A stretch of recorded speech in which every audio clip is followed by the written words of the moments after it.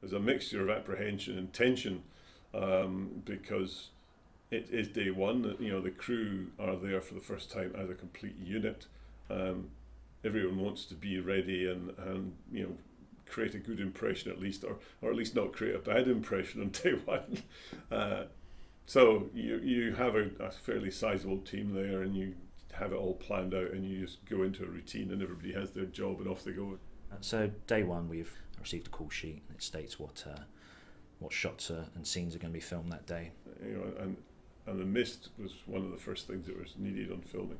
It was actually quite one of the largest beginning battle scenes of the film. I think it had over 250 extras.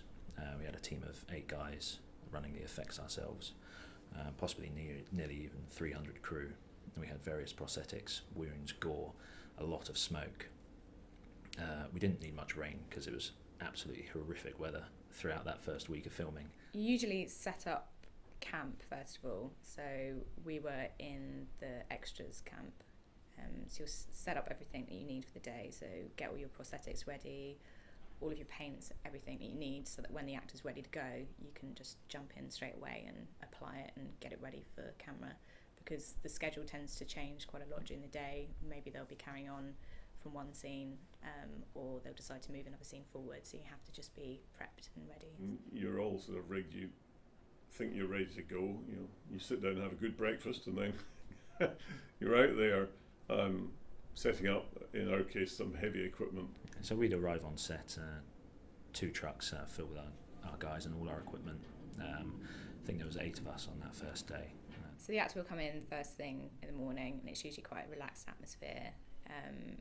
Sit down in the chair, have a bit of a catch up on what they've been getting up to, because you usually haven't seen them since the live casting process. So you show them what they're going to be wearing, and then depending on what piece you're applying, it can vary on how long it's going to take. So for one of the neck pieces that we put on one of the young soldiers, it took a good couple of hours to apply.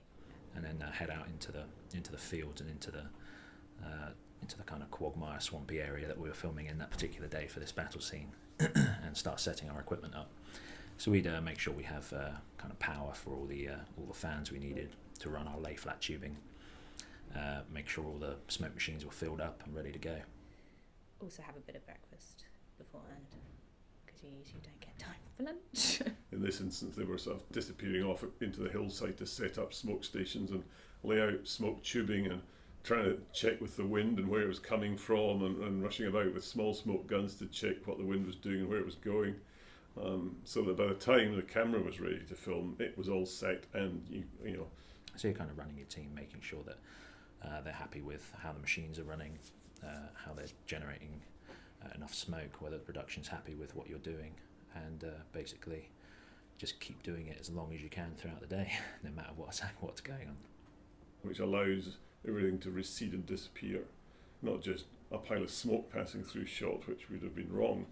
And that had to be kept consistent for continuity purposes pretty much throughout filming, never mind throughout the day. And as you can imagine, the wind has a tendency to change, and although some people seem to think that we have control over the wind, it's not the case, and so you have to plan for that, and whatever method you're using to make smoke, and there are many methods, you have to be able to adapt to a wind change, and a change of angle of camera and everything else. So it was very much setting up that adaptable system, and getting everything in place. We had a couple of people that we were in charge of with prosthetics, so you would apply a couple of pieces, and then because we had 2 cameras, A and B camera, at one point one of the prosthetics might be needed on one of the cameras, and simultaneously the other prosthetic will be needed. So it's kind of juggling between the 2 and splitting up the crew to make sure that everything's looking good and working. And basically started from there, just started generating huge amounts of smoke throughout these machines. It also had a very practical effect that when you were supposed to have an army of thousands of people, you know, if there was mist there and they were all disappearing into the mist, you were never entirely sure how many people were there. There were plenty of extras on filming, but not thousands of extras. So in the crowd tent, there's quite a few actors that come through the doors that you have to make up and and get out as soon as possible. But with prosthetics, you're usually in charge of 1 or 2 people throughout the day. So you'll apply, and then usually you try and stick with them for any touch-ups, and just to make sure that they're comfortable with the piece that they're wearing, and that it's still looking good for camera. So in terms of the smoke, we supplied 2,500 litres of smoke oil, snow candles as well, which are used to kind of generate snow or ash. I think we used nearly 1,000 of those. And things like that, we went through quite a lot of kind of consumable equipment used on this job. As a special effects technician, I cover quite a few roles and departments, from prosthetics and props to atmospherics. So that means at the beginning of the day I can be starting on a gut rig, corseting someone up with that, and then a couple of hours later I'll be out in the field with the boys with a smoke gun, trying to kick up a bit of atmosphere. So yeah, it's quite a varied role. There were very little changes in terms of what was expected to happen, because again, Justin had a very clear idea of what he wanted. So unlike some productions, it was pretty well thought out in advance, and it flowed as planned. Obviously, day to day you are changing locations perhaps, or you're changing what you're doing, and that's something you plan for. There are always odd things that crop up which maybe are unexpected, or maybe there's something doesn't get filmed one day and it does have a knock-on effect, and you're trying to put it in somewhere else. But that's part of filming. But obviously when things start filming and production really kind of roars into effect, then you have to stay very malleable, very adaptable. Not only things because of the weather, location difficulties, location access, kind of from differences between distances from unit base to shooting location can be kind of wide and varied. And if you can't get your truck up there, you've got to haul all this stuff up Scottish hillsides, and it was really the worst.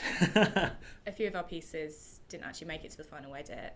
It can be quite disheartening when you spend quite a few hours actually making the pieces and then applying them and being with the actors on the day.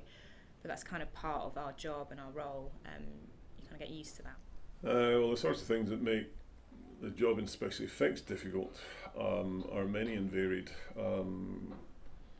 On this film, I wouldn't have said that anything was stuff was difficult, but it wasn't so difficult it couldn't be coped with. So there were challenges, but challenges are great, I think. That's what we were all in it for. If it was all the same day to day, we'd get very bored. So the challenges of, say, making the mist were interesting, the consistency of it. But on some productions, the challenges were more down to time. You don't have time to do it in the way you'd want to do it. You don't have budget because you can't afford to do it properly. So you've got to think laterally and come up with some other option. Those are the two obvious challenges in filmmaking that you often get. You take it kind of scene by scene. You see what the camera's doing. With this particular way of filming, because of a battle scene, there's lots of quick cuts, so they generate that through kind of extended takes of certain sequences. So they run a whole sequence through multiple camera angles. So you really have to keep on your toes and make sure your team are basically invisible throughout most of the production, but doing exactly what they need to do. We're usually there till last minute on set, obviously to take off any prosthetic makeups that were applied during the day. So as soon as filming's finished, we'll take the actors back to the tent and remove anything that we've applied during the day. And it's just a great kind of bonding experience at the end of the day, as any production is.